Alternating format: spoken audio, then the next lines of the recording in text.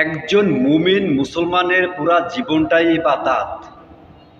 যদি কোনো ব্যক্তি সুন্নাত তরিকায় দৈনন্দিন জীবনের কাজগুলোও যদি সে বিসমিল্লাহ বলে শুরু করে, তার আমলনামায় ওই কাজ শেষ না হওয়া আগ পর্যন্ত আল্লাহর রহমতের ফেরেশতারা নেকি লিখতে থাকে। সুবহানাল্লাহ।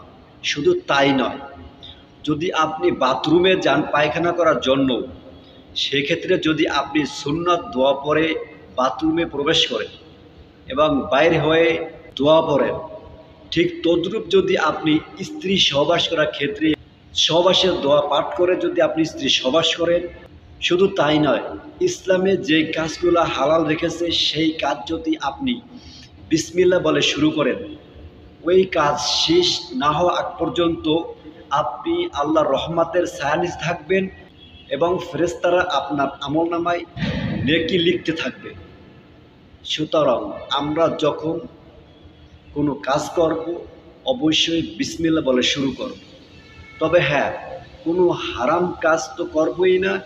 আর যদি কখনো করে ফেলি আল্লাহর কাছে তওবা করব। আর কখনো হারাম কাজের শুরুতে বিসমিল্লাহ বলা যাবে না। এই আমলটা আপনি করবেন এবং আপনার আশেপাশে সবাইকে বলবেন। আর ভিডিওটা বেশি করে লাইক, কমেন্টস এবং শেয়ার করে দিবেন। এটাও একটি ইসলামী দাওয়াত।